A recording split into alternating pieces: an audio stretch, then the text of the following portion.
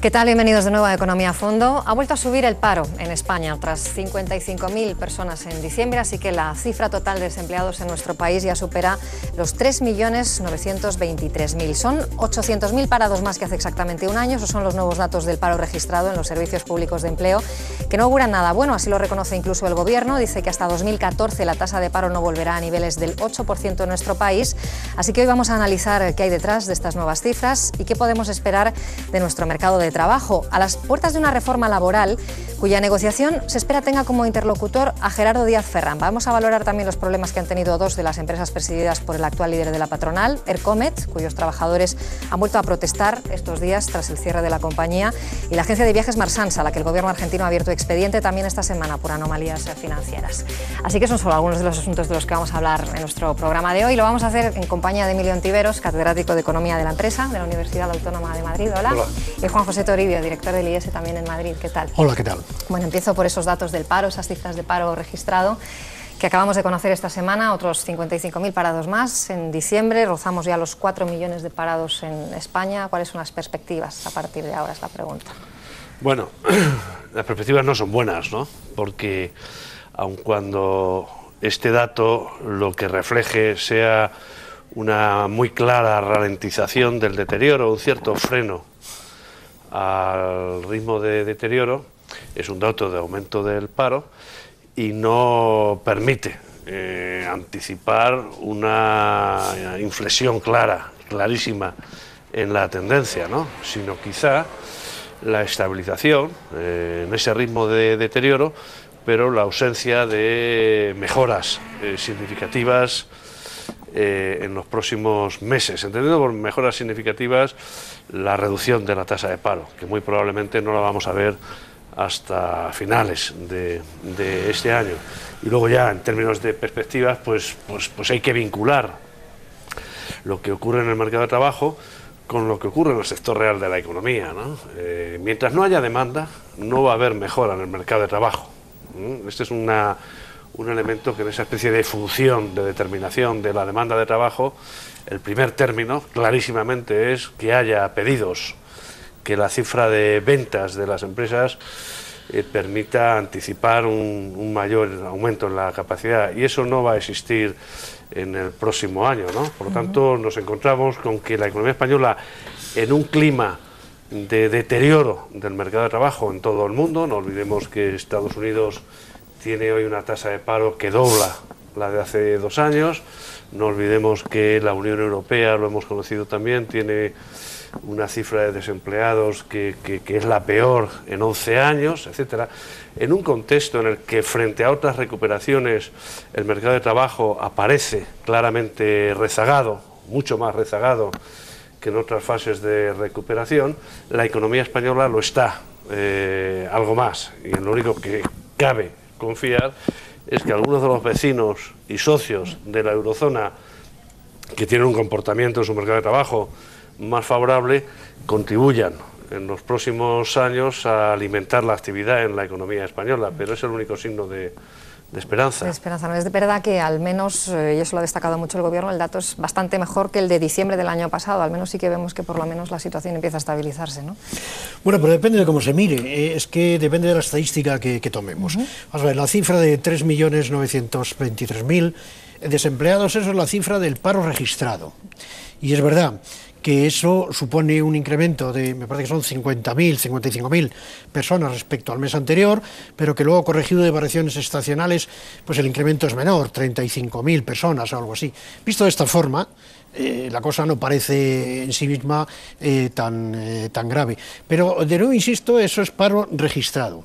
Si vamos a la encuesta de población activa, cuyos últimos datos se refieren al tercer trimestre del año pasado, los del cuarto trimestre saldrán a finales de este mes, pero ahí ya los que tenemos referidos a ese tercer trimestre del año pasado ya nos daban un 18,5% de paro desestacionalizado, que son más de 4 millones de personas.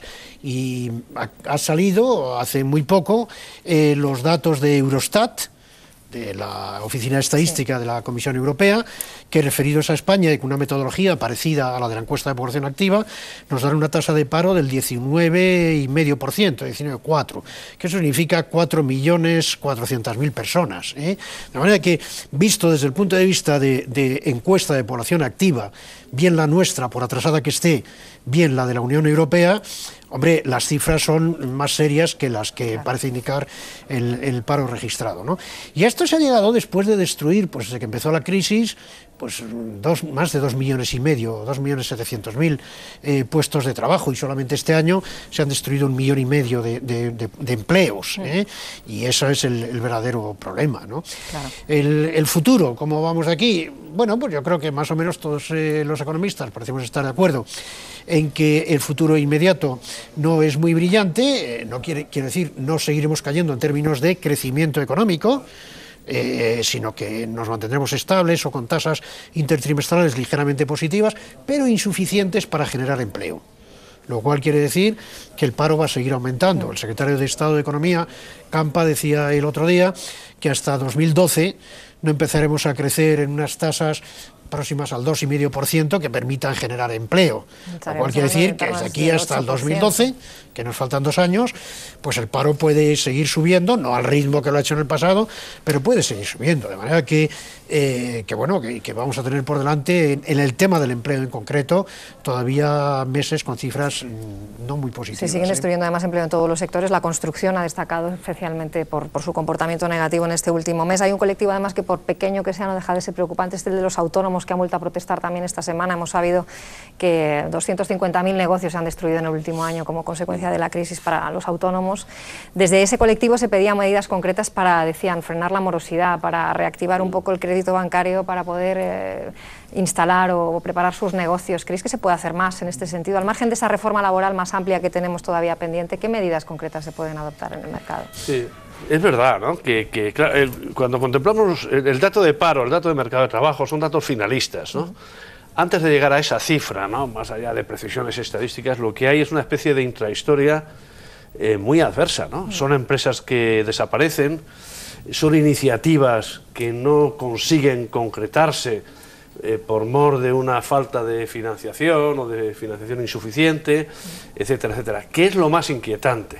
Yo creo que la perspectiva exclusivamente finalista de las cifras de paro nos dice poco, aun cuando estas permitan atisbar un poquito, por lo menos, de cierta tranquilidad en el sentido de deterioro. ¿Qué medidas?